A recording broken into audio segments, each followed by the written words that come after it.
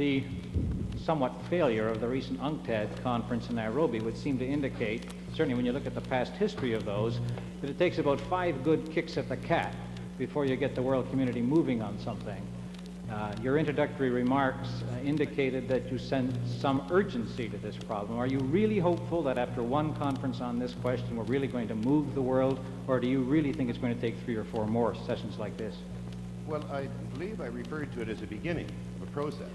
I don't think as a result of the conference things are going to change overnight. I think we have to approach them with urgency in the preparatory process. One saw this developing, that governments were acting with a degree of urgency because we had a target of the conference itself. I hope we set other targets in the process of the conference, and it will take time to see the marked results. But we have to start there with a degree of urgency.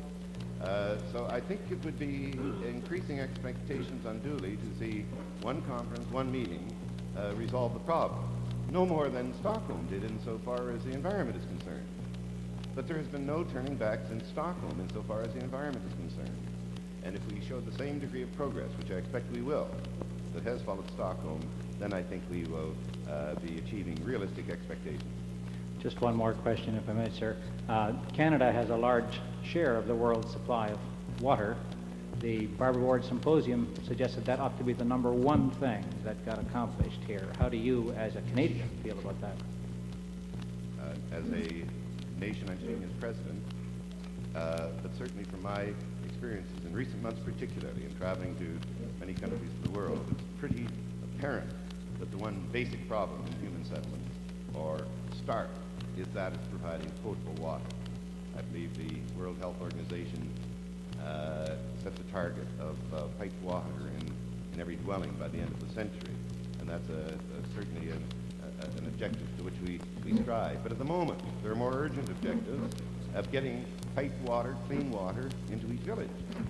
I've been in countries where the women spend 5-6 hours a day trudging to and from water, and the same water is used for cooking, for washing, for laundry, the same water source for defecating. As a result, in some countries, almost the total population suffers from some type of waterborne disease. So I share Barbara Ward's concern and priority that clean, potable water is the #1 priority that we face in human settlements in most parts of the world today, and that doesn't exclude Canada. Mr. Danson, Bruce Cameron, CBC Television News.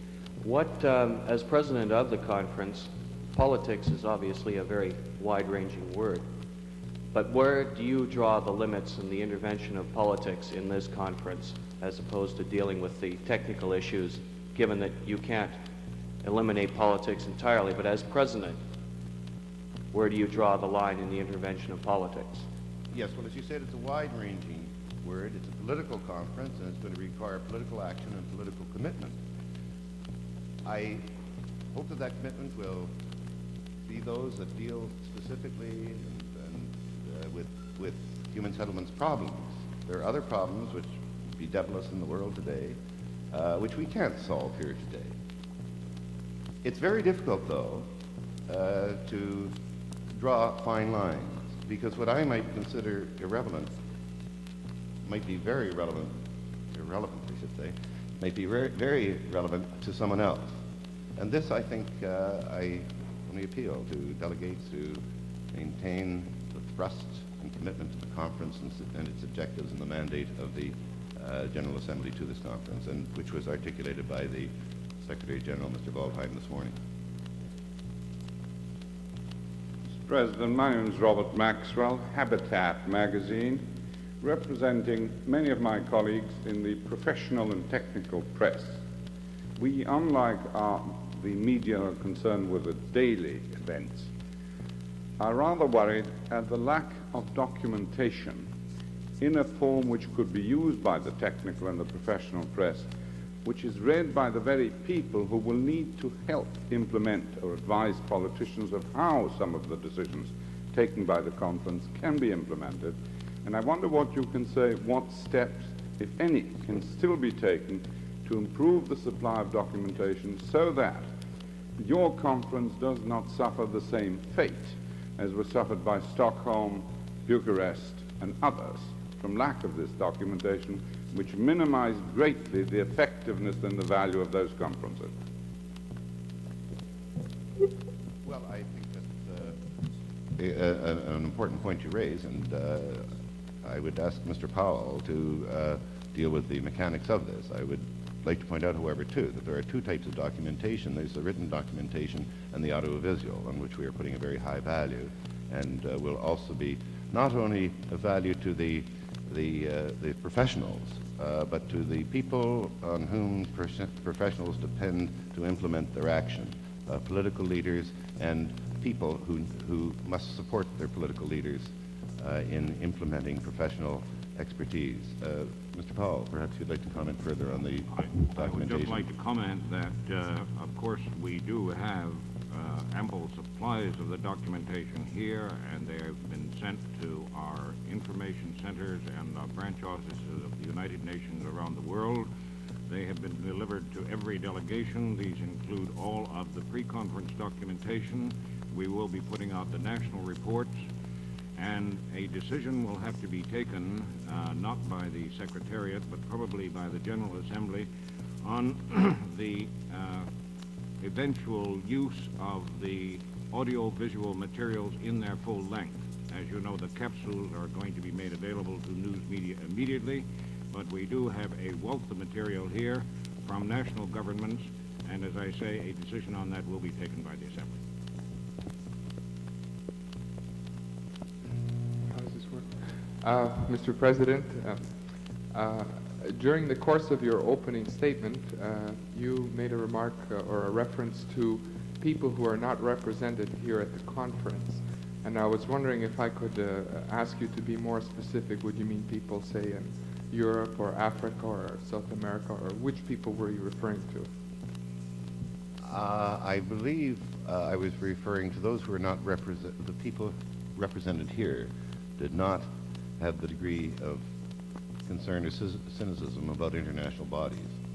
And this would vary. I must be somewhat subjective here, but in my own country, where people are questioning the value of international institutions, their ability to concentrate on the fundamental issues that face mankind, I think perhaps it's a misunderstanding, and even a lack of realization that these bodies represent the real world.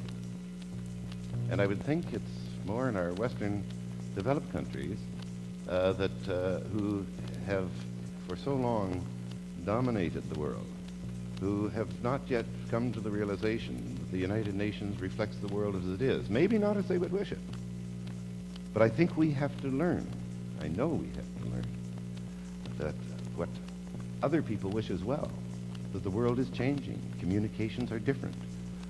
We cannot live and isolate ourselves in little cocoons, and because assemblies such as this do not go the way we want them to, does not mean that they're wrong.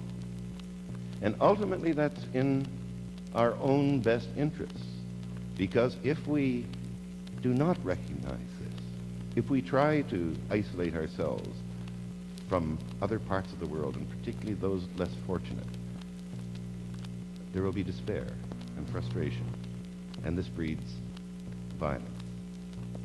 And from that, we cannot escape, nor should we escape. If it's for moral reasons alone, there's reason enough to address ourselves to these real problems of the international world as it really exists, rather than pretend it doesn't or try to simply accept it only in our terms and nobody else's terms.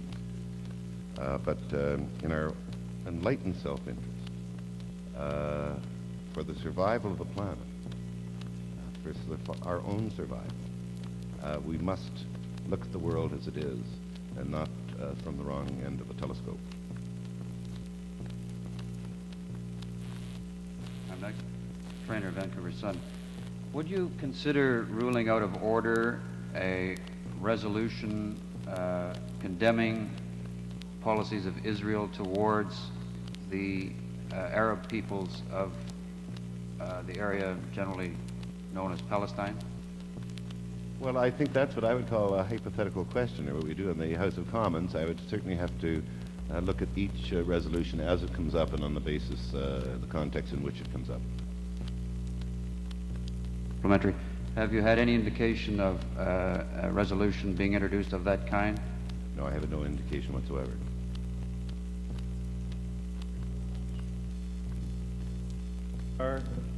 Mr. Danson, you've been saying repeatedly during the preparations of this conference that you're not interested in proposals that governments should spend more money.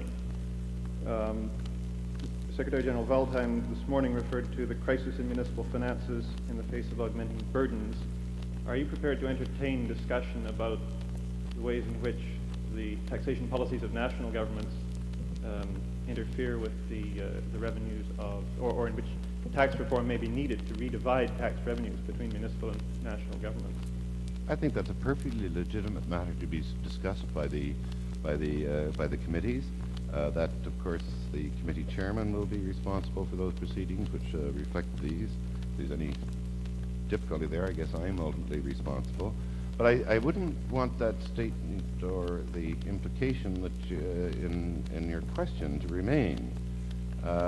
It's really that we can do a great deal more with the resources we have. If the conference were only to find ways to get more money from more governments, then I think that would be unfortunate, because I think that would be building up expectations that may not be realized. But we can learn a great deal, and I have learned a great deal in the process of preparing for this conference from others about ways that we can use our existing resources much more constructively. There might be a reorientation of resources, if you want to speak in money terms, in development aid programs. Hopefully nations will reach their targets in aid programs as well, and that an appropriate percentage of that will be directed to human settlements issues. It's the contention of many that not a sufficient priority has been given to the issues of human settlements, and that's one of the reasons for this conference. Mr. President, congratulations. We're very proud of you.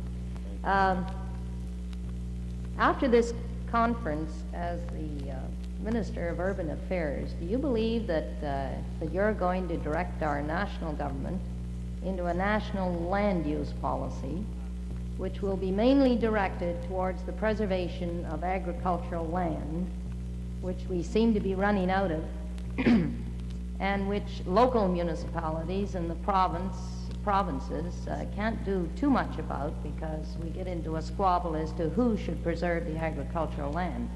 So I'd like to know if after this convention that you're going to provide the leadership for a national land use policy for the country you represent, and mainly directed towards the preservation of agricultural land, so that Canada can not only provide leadership, but also provide food, maybe for some of the needy countries of the world. What is going to be your policy after this convention? I'd like to know it. Well, perhaps I should best state that after the convention, after this conference, I'm now speaking as president of the conference rather than Minister of Urban Affairs in Canada. But certainly this conference will be addressing itself to those issues. And we are committed to this conference and the implementation of those recommendations which we as a sovereign state feel we can and must apply. Certainly the area of preservation of agricultural land, better land use, is a matter of high concern in my country, as it is in many others. I would perhaps not be appropriate at this point to get into the jurisdictional aspects, because I appreciate the implications in your question, but they are very real. They reflect the real confederation, as the United Nations reflects the real world. Alfred Anderson, Berkeley, California. The question I wanted to ask is regarding the way in which this problem will be solved, that is the general strategy. One seems to be, one could be, for instance, that the ones who have planned the world so far haven't done a good enough technical job of it, so there has to be more top-down planning and more top-down regulation of the world. Another could be that the ones who have run the world so far have, in a sense, grabbed too much off for themselves, and that they need to be rather giving up what they have taken and possibly even giving up some of the presumed responsibility for running the world. And that therefore, with that point of view, the biggest problem would be to give back to the ordinary person inalienable rights. For instance, as was just mentioned regarding land, inalienable rights to a share of the basic resources of the world. Another would be, such as was mentioned in the American Declaration of Independence, more of the consent of the governed, that is, more right of the individual person to choose his way of life, including choosing the government under which he would be, under which he would live. In other words, it's putting more emphasis on giving back to people what has been taken away from them. Thank you. Well, of course, each country deals within its own ideology and political system. Certainly the word sharing prevail throughout many of the speeches I've heard relating to this conference, and those of the most deprived. Certainly we must do more sharing if we are to survive. And those who have taken a larger share of the pie, perhaps, to preserve the share even they have, or part of it, are going to have to reassess their values, and governments and societies are reassessing those values all the time. I'd like to get into the discussion about planning from the top down or bottom up, but we could get into a long one on that. I think both apply. That was my basic question, whether you are inclined toward the position that we need to do a better planning from the top down, or whether the top people need to give up more the planning job itself, more of the responsibility itself for running the world, and give it back to people to make their own decisions. Well, I think both apply. I think that without some planning at the top to set objectives, to set standards, we won't get anywhere. But in the implementation of planning, I feel personally strongly that people themselves must have a greater opportunity to express their aspirations and help develop their communities. A great deal in the conference will deal with participation, and we're learning something about that now in our various countries, and it's quite fundamental to the development of human settlements that they reflect the wishes of the peoples rather than the wishes of the planners from the top down. I think that's vital. Thank you. Mr. President, John Connor from the United States United Presbyterian Church and Society magazine. Barbara Ward makes a considerable emphasis upon the necessity to transfer those short resources that we now have from military expenditures to peaceful and development expenditures. Do you anticipate within this conference that we will be able to significantly address this concern to the nations of the world that are yet escalating their military budgets? I'm sure it will be addressed. In my opening remarks, I'm not sure we're going to resolve all of the problems of the world, but Barbara Ward has certainly articulated a concern that I think is shared by many. If these resources can be directed towards peaceful uses, to peaceful ends, then the world and humanity is much better off. As a matter of fact, I have traveled recently in countries where 50-60% of their budgets go into arms production or defense. And it just seems so shattering to me in a world where, in those countries where so much more is needed in the development of human settlements for their people, that those resources could be transferred to that purpose. In this conference itself, I think that it could divert us if we raise expectations to levels that really belong in other organs of the United Nations. I don't mean that they do not have immense influence. Indeed, some of them are central, but they are not resolved here. It would mean that we would not have an opportunity to get to the basic fundamental issues, some of them technical, some of them planning, some of them many political, that we must do in dealing with human settlements. Thank you, sir. Mr. Danson, you say that clean potable water is the #1 problem in the world.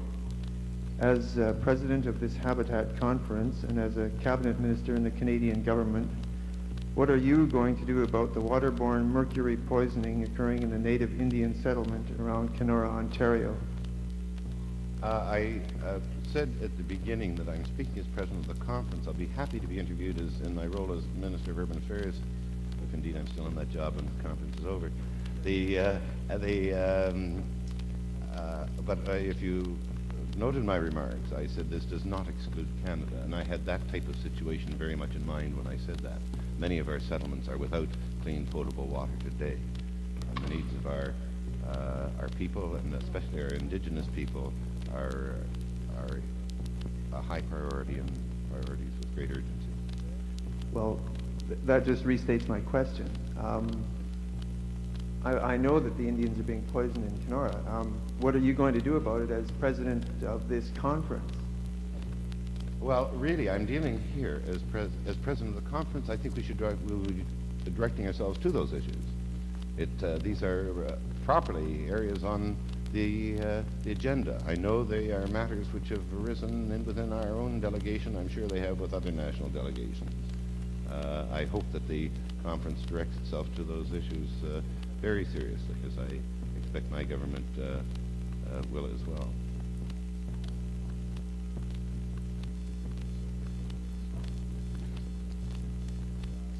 Cherry Raymond, Radio New Zealand. Mr. President, in previous UN conferences, so much time has been spent during country statements and so on political posturing and point-making, sometimes to the virtual exclusion of the matter supposedly before the conference, and certainly effectively reducing the amount of time the conference can spend on considering the matters it is supposed to be considering. You have mentioned time limits. Can you give an indication at this stage of how far you're prepared to go in persuading or insisting people to observe time limits? I would say I'm going to be very diligent. Indeed, without preempting the report of the committee this afternoon, it is my understanding that delegates in their opening remarks in the plenary will be asked to restrict their time to 15 minutes. I mentioned in my remark this morning that we are using the assistance of technology, and you see little lights. And I understand it will be proposed that 2 minutes before a speaker's time is up, a green light will go on, so he or she has an opportunity to see that their time is up. When the red light goes on, their time will be up. I will exercise that diligently. I think others than member states, the time limit being proposed is 8 to 10 minutes. That's up to the conference to accept yet. Judith Reiser, Built Environment, London. I would like to know how much notice this conference is going to take of what is being debated at the forum. And I would like to know how the conference can reconcile its approach, that is that governments take decisions about people's habitat with eventually people's participation, and the forum's line, which thinks that people should decide for themselves about their habitat with governmental assistance. Well, I think there, and certainly hope, there'll be a great deal of interplay between the forum and the conference, that we will be very much influenced by things that are expressed there. There are some outstanding people participating. There will be some people who are not known as outstanding, but who are outstanding, who will be participating. I hope we will be influenced by them. It depends how far in any sort of a society that people simply make decisions for themselves. If we have to have any sort of order in our society, we have to have some sort of rules, but I would hope that those rules would be the outcome of participation within guidelines that people can properly express themselves. But ultimately, governments must make decisions. I mean, that's what politicians are elected for, and if the people who if governments have not allowed that participation, that input, then they should be thrown out. If they have allowed that input and ignored it, then they should be thrown out, unless in their judgment they are doing the right thing, and then people have to judge who has done the best. I think that's basic in our systems, but ultimately governments must make decisions, but they should be decisions that reflect the aspirations and the lives of the people. We have time for just two more questions. The President has an engagement right after 1 o'clock, so I have promised to cut this off. It's this lady and then the gentleman.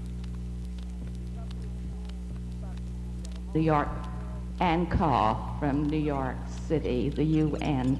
I have this one question. I'd like to know more about the machinery to be set up for yearly assessment of actual accomplishment, especially accomplishment in reaching the lower levels. If we have more concrete examples of what is being done in each country, there will be more hope, more to combat the cynicism of the average citizen. Now, will there be concrete documents of accomplishments in the future that we can get? Well, first of all, I think this depends on what the conference decides itself on continuing institutions and on methods of assessment. I think it would be unfortunate if there were not that machinery put in place and agreement reached, so that there is a monitoring process, so that both within countries and internationally, incidentally, so that we measure our success and progress and measure one another in the process as well. I might add just very quickly that following Stockholm and the establishment of the United Nations Environment Program, we are now developing a monitoring system internationally on the environment. So you can take that as a possible parallel. And the final question from this gentleman over here. Graham Fraser from the Globe and Mail in Toronto. Mr. President, I'd like to return to a point that was raised in the preliminary of the very first question that was posed, and that was the deadlock in Nairobi at the UNCTAD conference.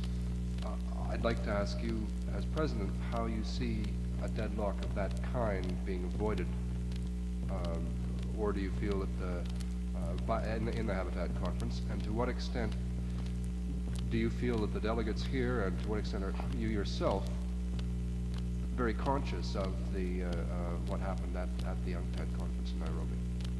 Well, of course, the UNCTAD conference is not yet complete, according to the Globe and Mail, and I naturally don't look forward to deadlocks. I look forward to reaching agreement, and this sometimes requires compromise. I hope not to over-compromise. I hope we can be true to the principles and the thrusts that we bring here without that sort of deadlock. I see no indication of it, and I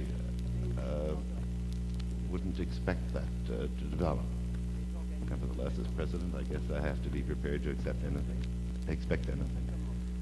Well, thank you very much, Mr. President. We look forward to meeting with you again during the course of the conference. Thank you. Thank you.